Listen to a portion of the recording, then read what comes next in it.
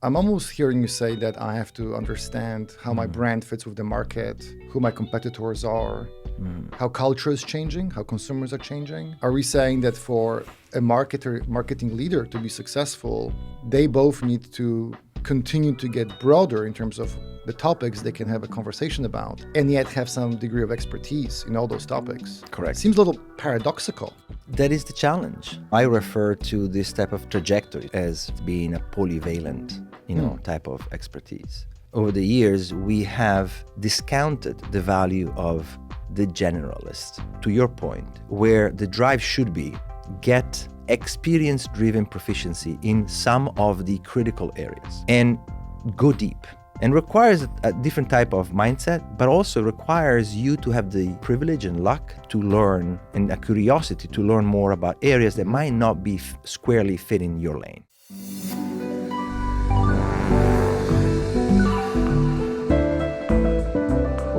I want to start with one question. What do marketers need to do more of today in order to be successful, in order to not just survive? Because I think sometimes when I think back to my role as head of marketing at Bath & Body Works, it felt like survival. What do marketers have to do more of to thrive in their roles? I mean, that's kind of a mother of all questions, and I think it's very relevant. I think first and foremost, it depends the level we are talking about. Right, so I tend obviously to focus my personal attention right now more on the C-suite level, the chief marketing officer. But obviously there's many levels in which you can get started, get your sea legs in terms of marketing. But eventually, it's about where is the role of marketing within organizations and companies evolving to be in service of the companies, which I think has changed tremendously. I mean, if you look at, first off, generationally speaking, I'm part of a generation that is old. I'm not old, but professionally speaking, I'm old because specifically I'm straggling the most important transformational aspect that has happened to organizations in general, but specifically affecting the marketing role, which is big data. So I started my career when big data was not a thing. I remember, here's the tell sign. If you remember your first internet connection, your modem, your dial-up, then you're probably on the way out in this job. I plan to stay as much as I can, but the realization that data and systems have revolutionized, destroyed, and rebuilt the way marketers looked at their job. Over the past decade, almost 15 years, since I would say, if we want to attribute a date, would be 2005 that I look at when this big transformation really happened, big data. There's been a lot of specialization, right? New thing, very important, very exciting. Proliferations of platforms and tech, MarTech, really exploded, really centered around data. And so it is natural that folks that were looking into marketing as a career were looking into how do I get proficient quick. This, in my mind, has created an over-specialization in the marketing area, right? So, and it's not to say that you do not need to be a specialist in data. Obviously you do, When it comes to return on advertising spend, when it comes to reaching your acquisition targets, when it comes to the mid-evolution of our profession, which was the experience revolution, you obviously are dependent on data. But there's a difference between being proficient in a critical skill set and make it a single lane. And I see a lot of folks right now that have occupied the space of mostly referred to as digital marketing, and now they find themselves in a point of their career where they don't have an outlet for that higher level C-suite. Because the traditional aspects of a good marketer are still very important. Branding, content, user analytics, right, that are not necessarily only dependent on data. These are all very, very important aspects, skill sets that you need to have if you had to step into a CMO role. We need collectively to spend more time in becoming more rounded as marketers. And it's not like a substitution. Mm-hmm. It's this and that. Because the role of the CMO in itself, very recently, is also experiencing a shift. So it's a double whammy, if you want, Greg, because you have the question whether current marketers are prepared, and then the questions, are they prepared fast enough for the changes that are coming down the pike? But I think the challenge is that if I'm a marketing leader or an aspirational marketing leader, I'm almost hearing you say that I have to become more broader and deeper. So I have to understand how my brand fits with the market, who my competitors are, how culture is changing, how consumers are changing, channels are changing. By the way, I remember big data. I have to admit, I forgot that term. You remember when it was hot? Because it was hot and big, and now it's just there. It's just data. Yeah. And there's technology, by the way, measurement, offline, online. I think online is obviously slowing as a curve. Both online and offline are important. So again, are we saying that for a marketing leader to be successful, they both need to continue to get broader in terms of the topics they can have a conversation about, and yet have some degree of expertise in all those topics? Correct. Seems a little paradoxical. I don't think it is if you try to do this intentionally. And I do feel that you mentioned something that I forgot, and you just reminded me. When the obsession was not so much about big data, but was about the online business. 100%. And I started my career, in my marketing career, because I had other careers in retail, right? Or in manufacturing, rather. And it was clear that when we were looking here in New York City, the struggles of the federated department stores, where the brick and mortar was, every year was like, is it dead yet? And the Amazon revolution, the convenience, highway. We were looking year over year, 15, 20% increases in segments that themselves represented at the very least 15 to 20% of the total business. I'm saying this because what I was saying before, that we over the time have over-specialized, is because we were, as a professional class, reacting to the hot opportunity. We have now, today, an opportunity to look a little bit ahead and say, how is the industry changing? Not to be Kodak, waking up at the last minute and understanding that 35 millimeters is no longer relevant. Tell me if this makes sense to you. How I think about this is, I personally grew up as a hardcore digital performance marketer. And it's been a journey of over almost 25 years for me. It is absolutely true that I have gone really deep into data tech, ad tech, martech, driving performance.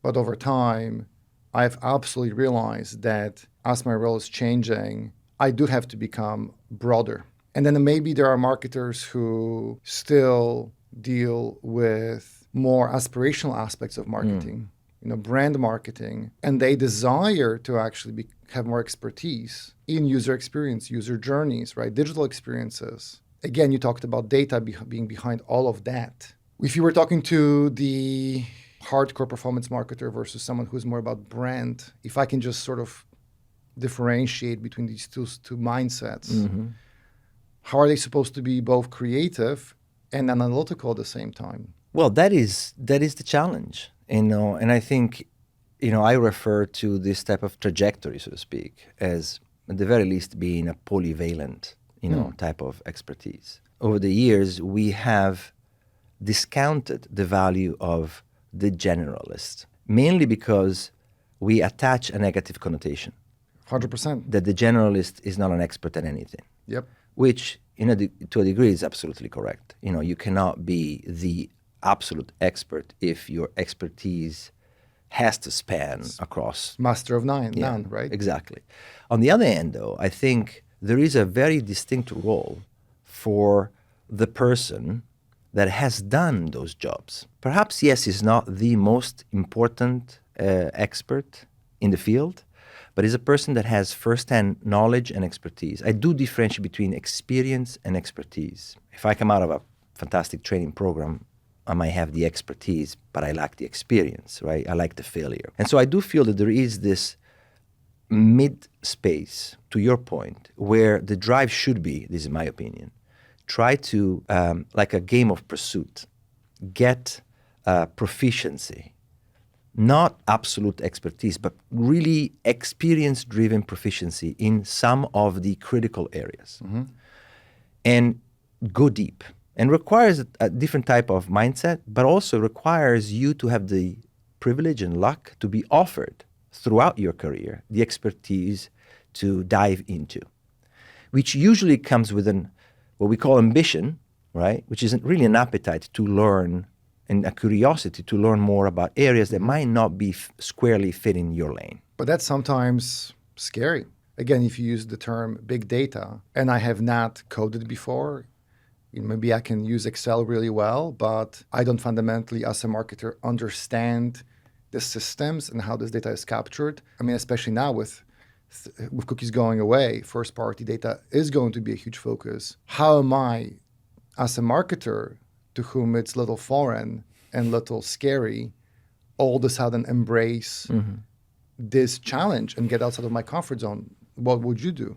Well, I mean, that's why I made the distinctions about what levels of marketers we're talking to, right?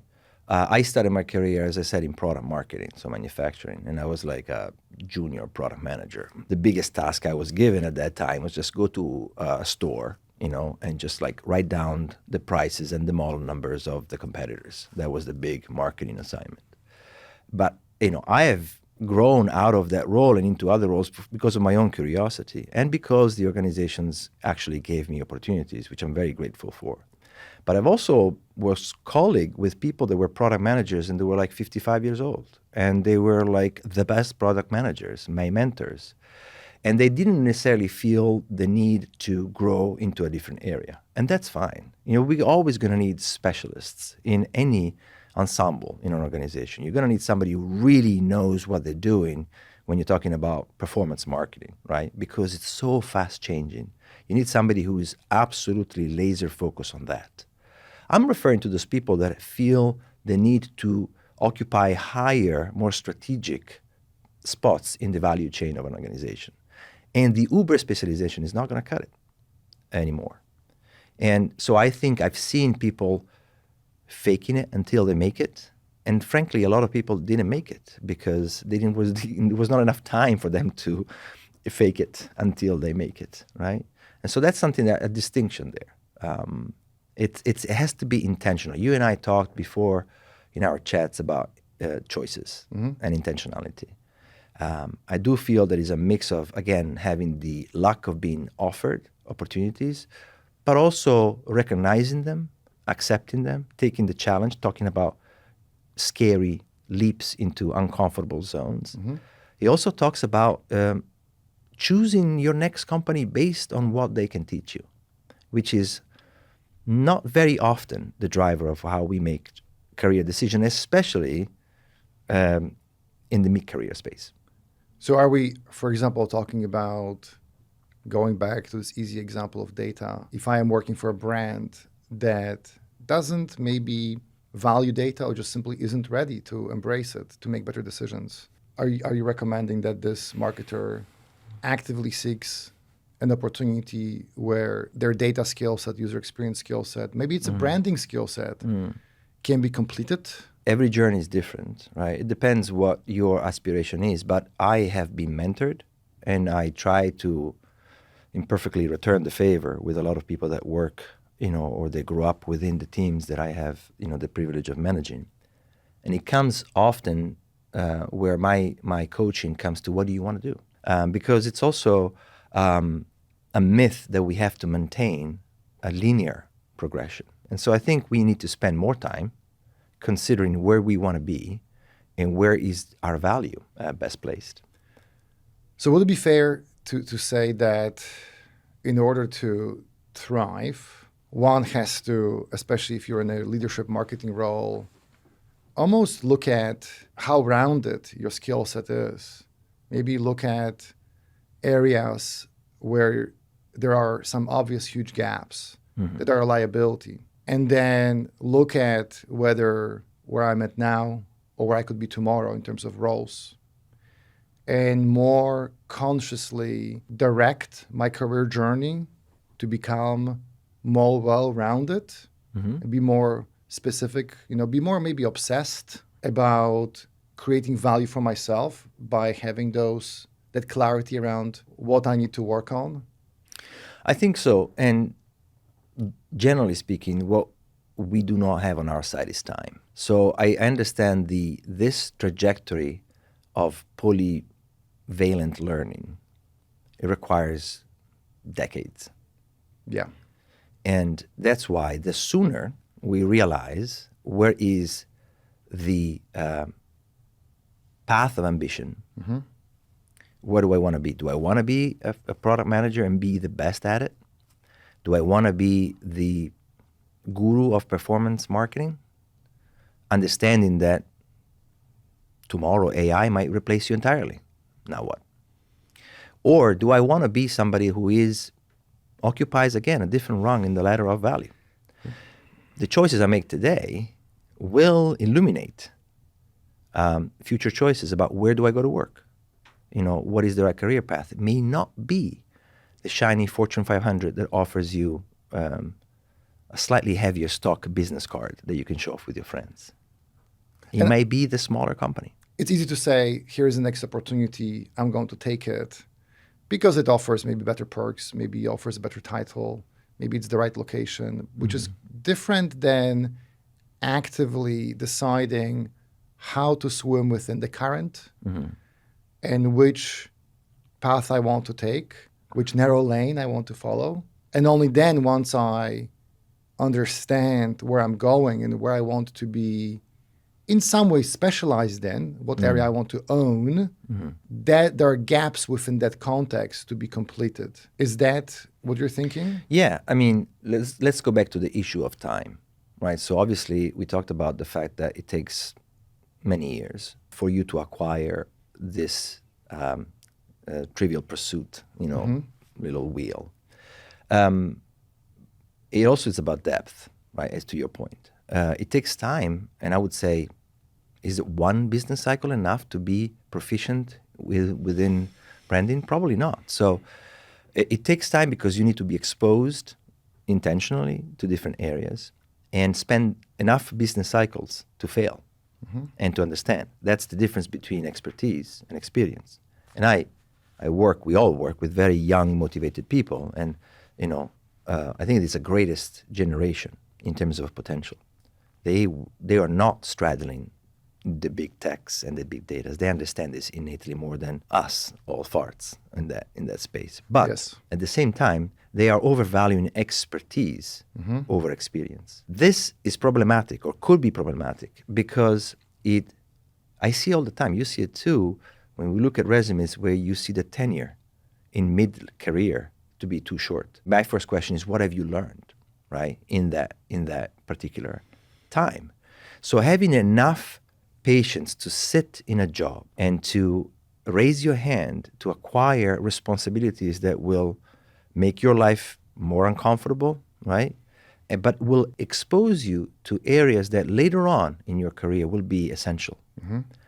Is what have you done during your summers, like if I can, refer to the French poet, right? The cicada and the ant story, where the cicada was strumming all summer long and the ant was stashing away, right? And winter comes, the cicada's like freezing to death. The moral of the story is like, where you put your time really, really matters, right? For being how prepared you're going to be in the future. And I think this is the message, is like, realize now that the role of marketing is changing.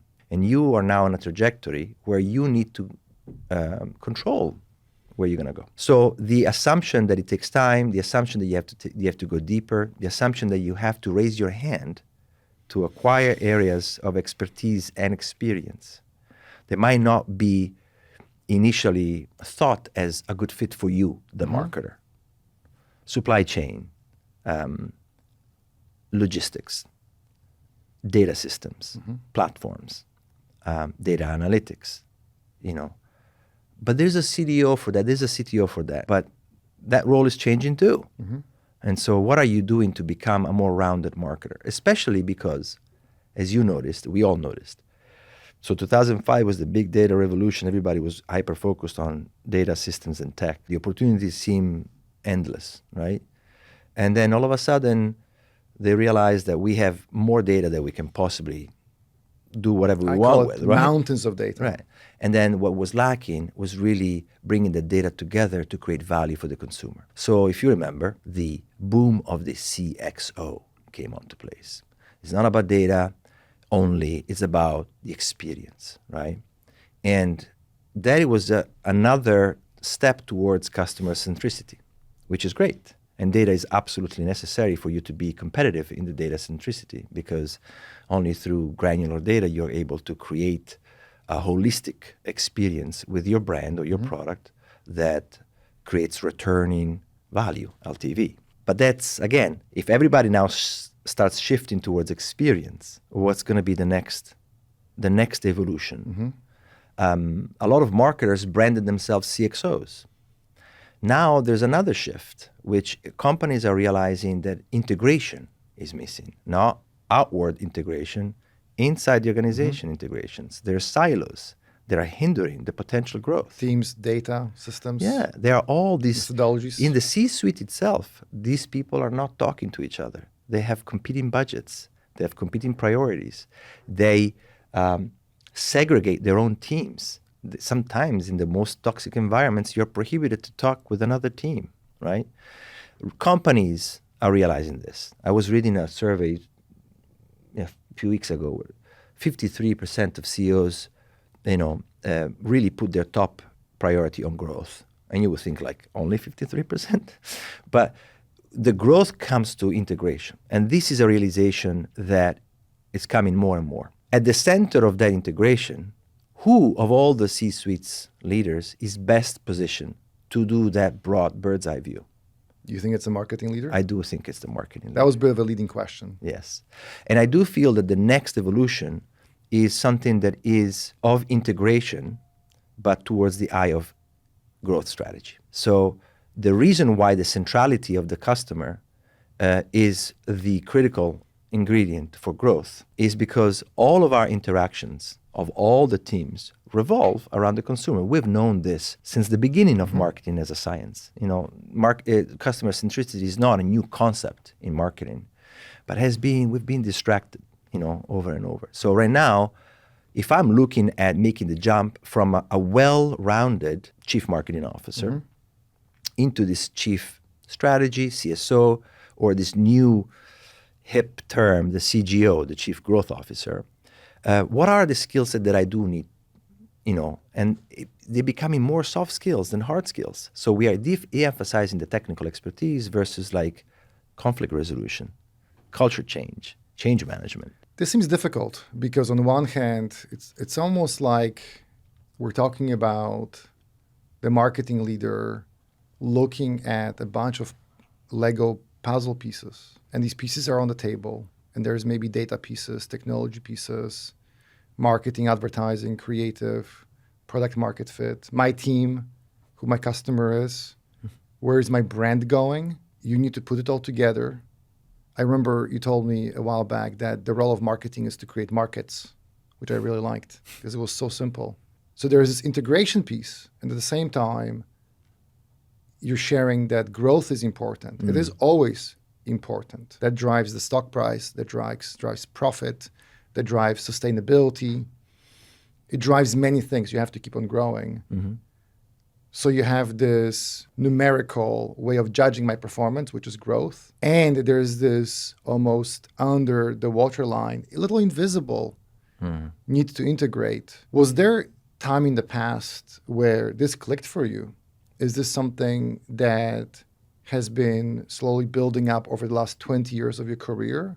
Or was it a defining moment where you realized that this philosophy is absolutely existentially important to you? Yeah, I mean, first off, you mentioned something, the pressure on growth has been so far interpreted as deliver the best performance in the shortest amount of time. Yes. And this has put pressure on marketers. I mean, I think it's overwhelming pressure. It's Overwhelming almost crashing pressure. sometimes. I do believe that it's more and more so that CEOs are now realizing that it will take time to carve out an integrative growth strategies. But there's no time, Francesco. There is time if you make it, again, going back to the choice, right? This is also has been a contributing factor. Elongating the time frame of strategic growth is essential. I don't think it's a question of whether we should be elongating the framework of growth. It's whether we have the elements that allow us to do it. Let me give you an example.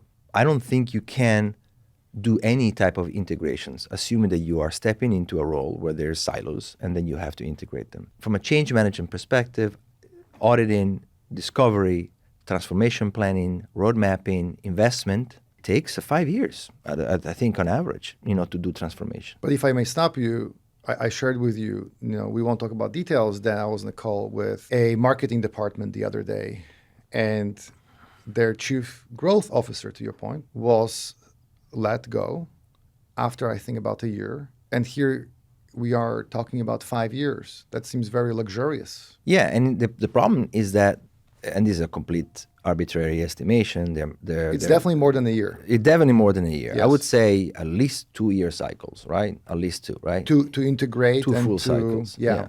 To truly transform. I mean, honestly, even 2 cycles is too short. Unless you are like a veteran and you know exactly what to do, which is not exactly what we are right now in terms of integrating. The first year you learn, the second year you practice and fail, the third year refine, right? So you really start looking at real value of integration. Maybe year 4. Year 4. So the average tenure of a CMO, I don't have data on the CGO or the CSO, but, and there's so many sources out there, but it goes anywhere between, I think, 18 months and 4 years. So you understand that, we already have a problem, in time.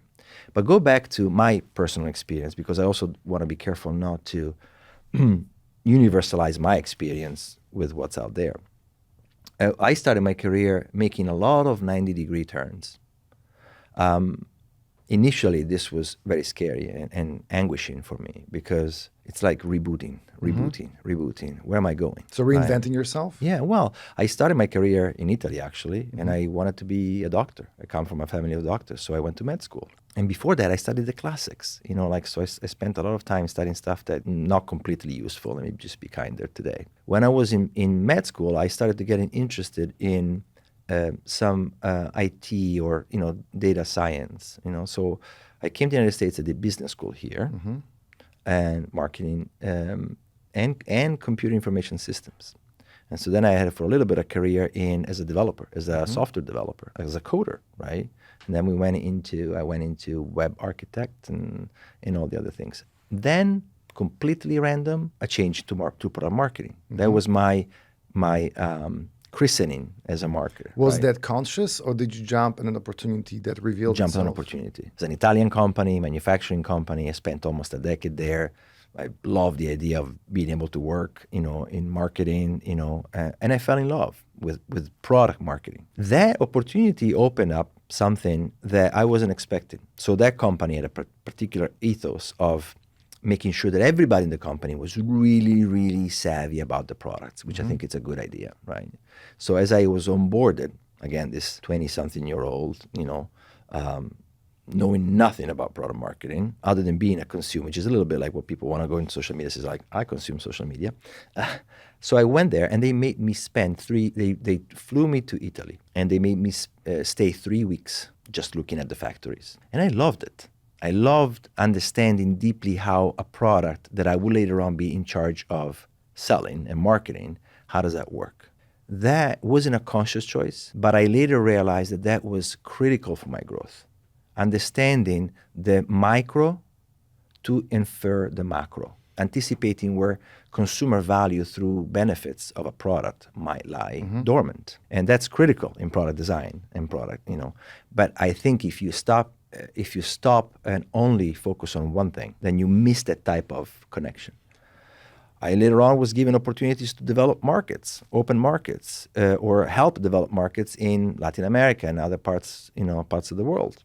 I flew many times to China to give the big retailers tours of the factories, and I needed to talk about, social audits and legal issues, and walk them through contracts or walk them through a factory audit and understand and let them understand how our product was superior.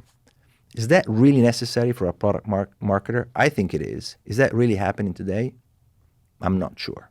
What I'm hearing is that because you either had the opportunity or you created, and I think it's both, those opportunities for yourself, maybe consciously, maybe unconsciously, but because you were willing to get outside of your own personal comfort zone as a aspiring physician, then developer, then product marketer, now marketing leader. If I go back to where we started, you somehow naturally were willing to go broad, and maybe you have built up confidence to also sometimes go deep. That depth is maybe an anchor that allows you to be successful in the different roles that you have taken on. You were at UNICEF several years ago.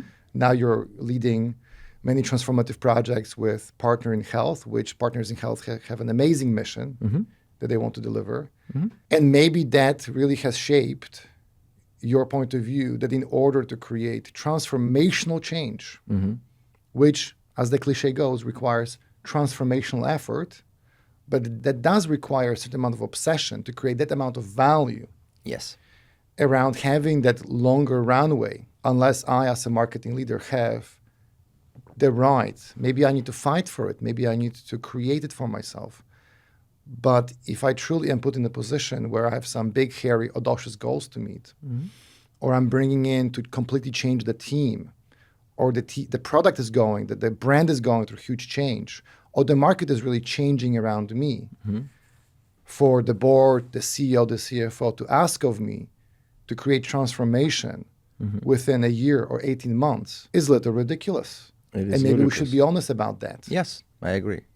I mean, again, that was my journey, right? For almost 4 years, I was the head of marketing and strategic planning for Moleskine here in the U.S. Moleskine is the notebook company, right? Total niche company, brand obsessed. We're a company where brand conceptually determined, at least when I was there, determined product development, with some pretty glaring failures in that effort, from a practicality perspective, right? Regardless, successful company, wonderful company, great story. I learned a lot in terms of branding and the power of, obsessive branding from that company. And that is, again, for me, is another of those little trivial pursuit things. Now, am I a branding expert? Of course not. But I have seen and I've worked and I've failed in challenges about branding, right? Or, name it, trade marketing, PR. I've either done that job or supervised closely people that were doing that job. The point is that we should be asking for that. We should be seeking that intentionally. So if somebody asks me, what opportunity do I go after? And usually it's like, do I go for the small company? Do I go for the big company? Do I go for a lateral move, because I cannot grow here? How do I get there? And the question inevitably is, what do I need to be hired in these positions? So can you share a recent example where you were able to apply your developer, product marketer, brand expert, maybe product placement, data expertise, technology expertise, all of that to a situation that was a little tough? I mean, there's many examples. I mean, I find myself very often reflecting, thank God I had this opportunity. And it's gratitude, gratitude to the mentors and the leaders that afforded me that opportunity. But it happens more times than you can think of, where you actually have to draw from past experiences and expertise, but also experience. I've done this, like when I speak to my team, my digital team, right? And I speak within the digital team to a web developer. Now, I have not coded in 20 years or 15 years. I have no idea what language they code into, right? I stopped at ASPX and other fun languages that I don't think exist anymore. But I know the language. I know the challenges of coding. I know the timelines. I know the efficiency that can be gained. I know what the pitfalls are, because they were my pitfalls. And I faked it until I made it for a long time. I remember the anxiety of telling my boss at a development company, no problem, I got this module down. and having no idea on how to do an XML parent-child, and learning as I go with the clock ticking, because I had 8 hours to develop a module that I had no idea how to do it. And again, that happens, right? But to me, the point is, how are we drawing for these opportunities? I had lunch a few weeks ago with one of my initial mentors, right, in the same Italian company. And again, I was nobody, right? I was just like, okay, go and, fetch the coffee, right? Well, a little bit more than that, but okay, go and take the prices of the... But he sat with me after hours, right, in his office to explain to me how a P&L worked, and explain to me how do we come up with pricing, right? And getting mad at me because I would never get the right, formula, and correcting my Excel sheets when we're doing pricing for positioning for our whole product line. Now, he was the EVP of sales and marketing. Why would he spend time to speak to a junior product manager to teach that person the complexities of price setting? Mm-hmm. I don't know why he did it. He was generous, I guess, as a mentor. But I've used that so many times. Later on, I found myself in the positions of having to determine the right positioning, branding, product features, product launch, communication plan, pricing, tariffs. How much have I learned about tariffs? And why would a marketer need to know about tariffs? Well, when I was in charge of creating a price list for the Brazilian market, where your tariffs change every month, where your inflation changes your pricing, right, in reais, that came in handy. Is there something that you can take on to build that holistic view of growth? That's what I'm getting at. At this stage, I don't need to be the expert because we hire smarter people to do that for us. But I need to provide a vision of integration. I need to tell people that have been in their cocoon how their work connects to others. And that's easier when you have been in those roles, have been exposed to those roles previously. I mean, it almost sounds like you at least know what questions to ask. At the very least. Which I think in leadership is the thing that one should be focusing on, that this ability to ask the right questions, whether that's about pricing or brand positioning or tech stack or integration or what is even performance in paid media? What does it even mean to deliver a specific return on investment? There are many different answers. Having those different experiences, being able to see all those puzzle pieces and seeing how to integrate them together, going back to what you said before, enables you in some ways to direct your team, your resources to create maximum value. And again, it sounds hard, and I think it is hard to do. Which is also why, by the way, personally, I think marketing is fascinating. That's why I love marketing. I used to code like yourself back in the 90s and fell into marketing by accident. And I loved it ever since, only because it's so multifaceted and complicated, and there's no one answer. It's not black and white. There's lots of shades of gray, and that's what makes it interesting. And that's that curiosity helps us separate the good marketers from the... I mean, there's a lot of people that are revolving doors. They go in, they try to do something legacy building or however they define it. Usually they commit the organization to spend a boatload of money in something. Yeah.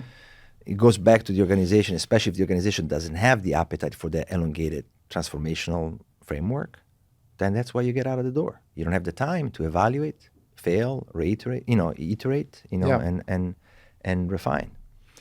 So you don't often know that this channel, this message, this campaign, this user experience will work. Curiosity almost seems to be built into the job description because experimentation is built into the job description. Experimentation is uncertain.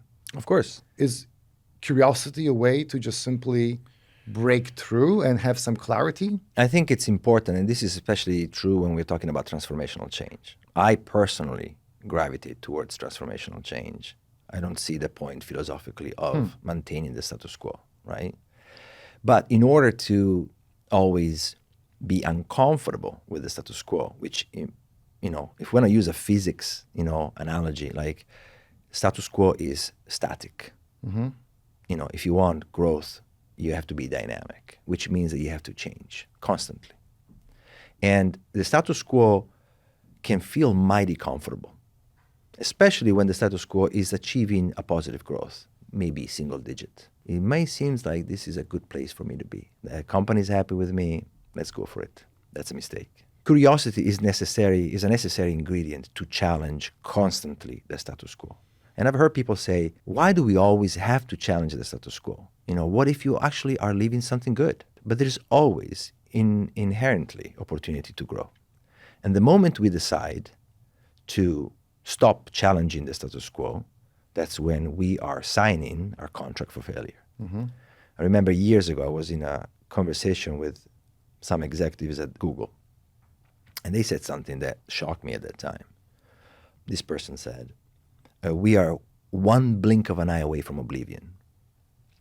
And you say, like, Google, one blink of an eye. And he's right. It's like, how do we keep maintaining the tension between doing more of what we're doing well and the uncomfortable space of uncertainty for things that we have to experiment with, to your point, and fail. And at Google, back then, I don't know if they still have it, they had this thing called the moonshot.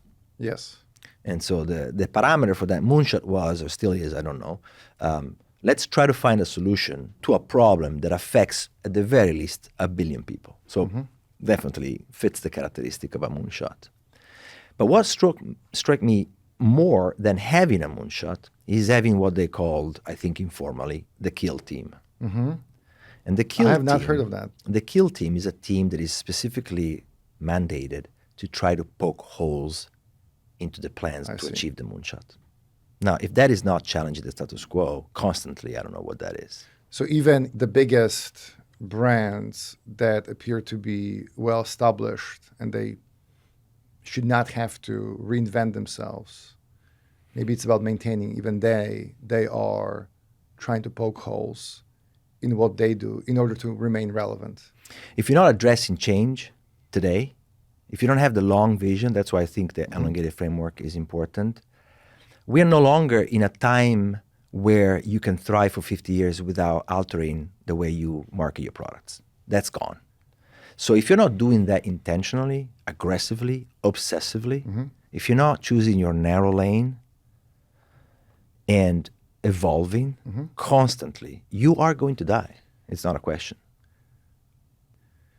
In order to create true transformational change and return for the shareholders and growth in revenue, so that's what we see. The fundamentals have to be there. Maybe there has to be a 4-year runway. Maybe there has to be conviction that the marketing leader has about that's how long it will take. Maybe it's not for her or him to execute all of it. But let's say it takes 4 years. Can you restate for me what are those phases? Yeah. I mean, the 4 years is completely arbitrary. Maybe 5, maybe 6. I don't think it's less than that. Because we all go through, most businesses go through, life cycles, right? Develop a product, develop a comms plan, launch it, market it, adjust, So you're not going to see the full pie until you do the full merry-go-round. Yes. One merry-go-round doesn't allow you enough time to fail. And it's a good thing to understand what you could have done better, what a gap analysis you need to put in place, and what resourcing plan to put in place. And so, I think at the very minimum it's 4 years to affect this integrative change. But one step forward, how long does it take for you to have the acceptable knowledge, experience, and expertise to put a stick in the ground and say to get that's your what's trivial needed. pursuit little things? Yes. It's not a year, right? Can I say that I've learned something about branding in a year? Probably not, right? And so, unless you have the very hard complex of learning multiple things at the same time, which is what I would recommend, but you have to have the discipline to go deep in each, to become obsessive of each, right? It's going to take you at least, let's say, 10 to 15 years. Of experience. Of versus experience. Expertise. Right. To get into a position. So a lot of the CEOs, and I said, obviously, a lot of the CEOs right now understand the integration is the key to growth. And I'm sure we have learned like this discipline that some CEOs have of only focusing their time on the 20%, the plus 20% of growth. And it's an obsession, right? And they might go out of that mode of how do I grow 20%, 20%, 20% if there is a contraction period, like the stock market goes down or COVID or whatever. Then they go into protective mode, right? A study from Forrester, I think it's a few years ago, shows that integration, right? And it's not decades ago, it's a few years, integration on average it produces an acceleration of growth of about 19%. That's your 20%. So the realization that integration is the key to growth will also bring along the realization that integration requires time. And also that the best person to bring that transformational change not only will require time, but also will require a polyvalent experience and expertise. And again, you don't have to be that person, but if you want to be that person, pay attention. Intentional, pay attention. And that's something that I think companies have realized. We know this, the writing is on the wall. And so if you're a mid-career now, my message to you is diversify. Don't shallow knowledge, go deep in knowledge. But also ask the question, to your point before. The first question you want to ask is like, what is your vision, CEO, for having me on board? What is the time frame that you want? Are you going to be a champion and a sponsor of this type of philosophy? By the way, that's a scary thing to do. You got to ask for your own good. I think it's easier not to ask. I know, but that's when you're going to be like, sorry, you had unrealistic expectation, the organization, and now I'm a revolving door. Now, on my resume, I've not wasted, but I have spent 2 years without the opportunity to learn within the cycles. That to me is a worse choice than going perhaps on a smaller company when there is championship, understanding of the time and the opportunity given to you to learn these different pieces. If you are mid-career, if you're on the top of your career and you have not done that, I don't know how that's going to go. So there is something here about having not just the expertise, but the experience in a bunch of different areas to feel probably confident that what I am talking about makes some sense. There's something about taking a stand and recognizing that will take several years to truly transform my organization. The word integration comes in. I'm hearing that as both, not just technology integration, which is where my mind goes to, but team integration, multi-exec team member integration. Interdisciplinary integration. Maybe even integration of my objectives with the objectives of other leaders at the brand I'm working for. Absolutely necessary. But I think at the end of the day, what I'm hearing you say is that I need to be willing to take a stand, be uncompromising maybe actually force the CEO, the CFO, the CTO, other players in the team to align, to be integrated in the direction of that vision, and then get buy-in for what could be a multi-year plan. And we're not talking about 15 years. Right. Maybe it's 3-4 years. And it does to not make sure mean that there's the patience. And it does not mean that you shy away from results. Right. Because this is what we as marketers do very well, right? Oh, it's so tough to measure, And we like to, some of us like, or all of us probably enjoyed at one time, the ignorance is bliss. The limbo of like, I don't know which half of your advertising budget I've just wasted, right? That's not what I'm saying. I'm saying like you have to bring it. You have to bring the results. But you have to be obsessed with the time running out and asking questions, completely discontent at all times with the status quo. But at the same time, you have to understand and to be a good yourself communicator of the timelines that are necessary. If you want me to land a C-30 in a 15 meters runway, it's not going to go well. The runway has to be extended in order to land an airplane of a particular size. Right? You And can't land or take off, whatever you choose, whatever you or want. Take off. The runway has to be the same. Most of the CMOs today, that are, I think, in the workforce today, are not outsiders. They are insiders. They are promoted from within the team, which poses two questions that we have discussed so far. Number one is, have how they've been company men or women, right? Have they been long enough to acquire the experience and the expertise and fail enough in this different areas. But also the more important barrier for them to be transformational leaders is that they are brought up within the culture. And they are probably being promoted because they are acquiescent to the same culture. So how do you become a transformational destroyer of status quo? While respecting the tradition. Right. And so some of this stuff, at one point, you need to cross-pollinate. You need to leave the comfort of that company and go somewhere else. Not because it looks bad on your resume that you stick with. I actually reward that, you know. But because like where have you learned different approaches? I've been in a company where the approach to strategy has been radically different, both valuable but radically different. But again, it's that elongated plan for you as a marketer. Remember, this is a marketplace, right? There's people with skill sets and there's companies that hire for those skill sets. You can't blame a company if you have not done your job in enriching your marketability as a marketer, right? And so I think that is the intentionality we want to go after. We want to make sure that people today know that it's no longer enough to be a digital marketing expert or a product marketing expert or a salesperson if you have ambitions of occupying the highest rungs of the ladder in terms of value chain for the organization. And this is the same for profit or for nonprofit. It doesn't matter, right? But I think that is something, that is my message, right? And by the way, I never do these things because I don't think I have anything to offer. And I do feel that there is another alarming trend is the amount of time that we spend, and we have to thank social media for this, to self-promotion. This is a kind of a pet peeve of mine, right? And there's probably people listening, when they're listening, they will say like, well, you're an idiot because, you know, you undermarket yourself. And perhaps they're right. But I do feel that, to your point about obsessive, where we put the time, how much time are you putting into this versus solving the big problems that you have? And I feel there's a lot of people that spend a lot of time promoting themselves. And I would like to think that some of that material is actually useful. But some of them, most of that, it's not. And so I think, again, where we choose to put our time and effort, and it's nights and weekends.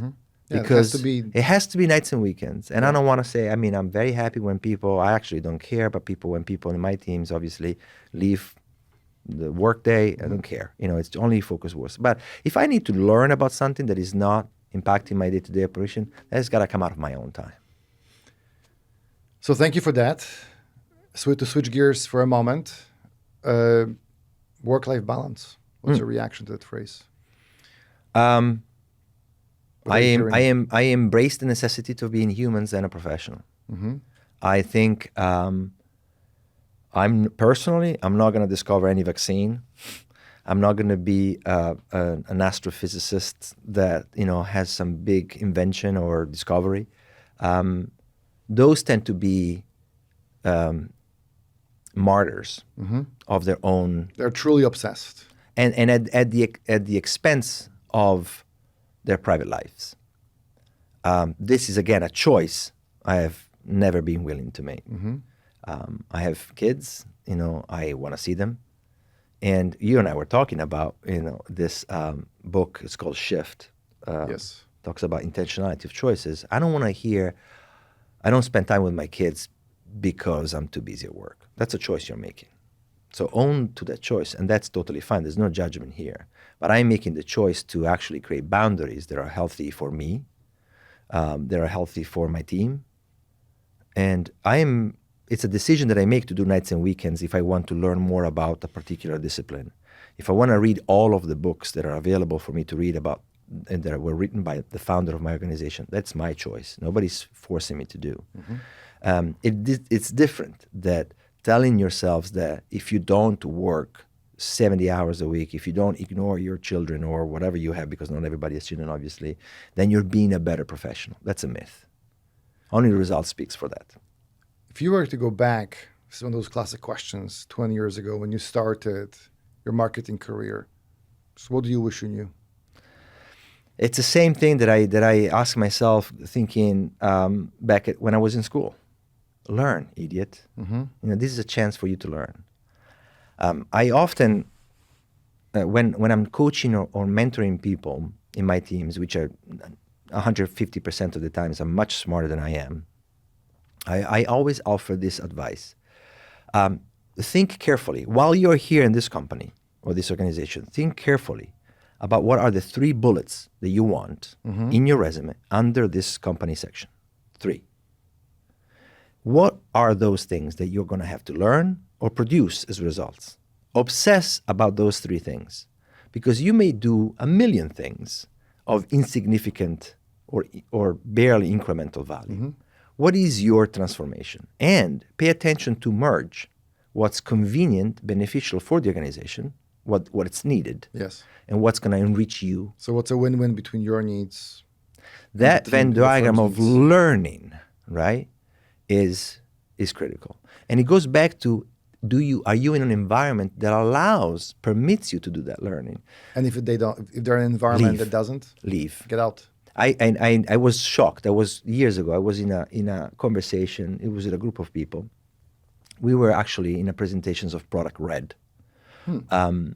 And Gary Vaynerchuk, the media mogul, was giving a presentation. And as you know, if you know him, everybody knows his style is pretty brash and, can be like he's really high energy. Can be a jerk, high energy. But he said, I asked the question, back then, I said, what's your advice if you work in a company whose CFO doesn't really believe or support the investments necessary, for example, for awareness generation? And he said, leave. That's what you do, leave. In other words, and he was talking about being very obsessive and intentional in how you spend your time. Yes. Don't spend too much time trudging through mud. So if I'm in an organization, maybe this is the way to close it off, that truly needs, because I have the expertise and the experience, that truly needs a 3-4 year runway to transform, and the team that's around me there doesn't believe that to be true. I don't worry about the team, because it's also okay, let's be fair. You don't want to come in and everybody needs to believe you like you're the Messiah. We are always selling. We have to sell and be good at selling. Educating. The vision, right? And it requires discipline, to put together the talking points, to get a CEO deepen their commitment to whatever you want to do transformationally. But they have to be open to let you do that, right? The teams I'm not too worried about, mainly because most of the times in my career, one of my objectives was build a team. And so, that in itself requires years, right? So maybe this is my experience. I rarely see success in coming in for a year and a half, proposing big expenditures, maybe being a jerk to your team and then leaving. That I don't. It's not so much that what's useful for the organizations. As a professional, I wouldn't spend my time on earth doing that. Not rewarding enough for me. But again, so what's the better way? The better way is to choose where you're gonna go, and not so much based on how much they pay you, and how much what the title is. And I do think it's very important, right? If you look at people that are right now in the 500, top 500, companies, they usually don't come from unknown, companies. So I'm not poo-pooing that at all. I'm saying, what have you learned? What is the value? It is about the value, right? And what value can you bring to the organization? And what are you required to do that? And I'm saying that I think the role is changing. And if we don't realize now, we're going to be outdated real quickly. Well, Francesco, thank you so much for your time. I have learned a lot. Your insights about the need to be obsessed about breadth of experience, depth of experience, and this need to really integrate. That was the thing that really stood out for me, which again makes sense. And at the same time, it seems a little overwhelming and yet very important. So it is a tough thing to accomplish. That's the main thing that I walked away with. And it also feels like an exciting challenge And I think it can be very exciting to be in an organization that wants to be bold and wants to be courageous and wants to kick ass and grow, but also recognizes that has to be done the right way. It has to be done over time because integration just simply takes time, takes process, but it also takes conviction. Yeah, and obsession, not to sway away. Don't change your mind too often, right? Because you got to give yourself the time to prove a theory, fail. But if every time we fail, we just pivot somewhere else, where's the learning? And I think, you kind of close with, I think, another great important advice for people in mid-career. I don't want to say young people, but let's say people in mid-career. Don't choose the easy path. Go for the hard, go for the challenging, go for the multifaceted. So make bigger bets. Yeah, I mean, it's your life. I mean, unless you are working cradle to grave in the same organization, which is laudable, I'm not saying that it's not, what is the value you're going to bring to this community? And that is the reason why I moved from the for-profit to the non-profit, because the moment I realized that those skill sets could be applied to do good instead of selling stuff, I'm sold, pun intended. I love it. Thank you so much for your time. I really love this. Thank you for having me.